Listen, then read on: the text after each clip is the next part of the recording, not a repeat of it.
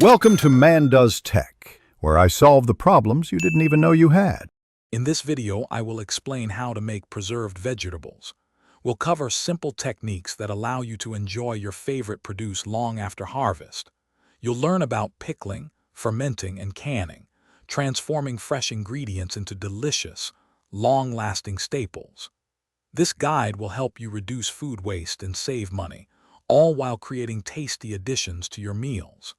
Get ready to explore the wonderful world of food preservation.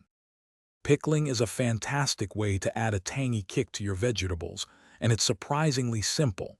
This method relies on an acidic brine, typically made with vinegar, to preserve your produce. Think crisp pickled cucumbers, zesty carrots, or sharp onions. A great starting point for your brine is a 1-to-1 ratio of vinegar to water, plus salt and your favorite spices. It's a quick process, often ready in just a few days. Fermentation is an ancient preservation method that also boosts the nutritional value of your food. It involves using salt to draw out moisture, creating an environment where beneficial bacteria produce lactic acid. Sauerkraut, made from cabbage, is a perfect example of this delicious transformation.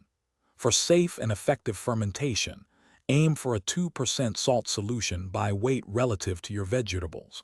This process can take several weeks, developing complex flavors. For truly long-term storage, canning is an excellent option, allowing you to keep vegetables for a year or even longer. This method involves heating food in sealed jars to eliminate spoilage organisms and create a vacuum seal. High-acid foods, such as tomatoes or fruits, can be safely processed in a boiling water bath. However, for low-acid vegetables like green beans or corn, a pressure canner is essential to reach the necessary temperatures for safety. Thanks for watching. If you found this helpful, don't forget to like and subscribe.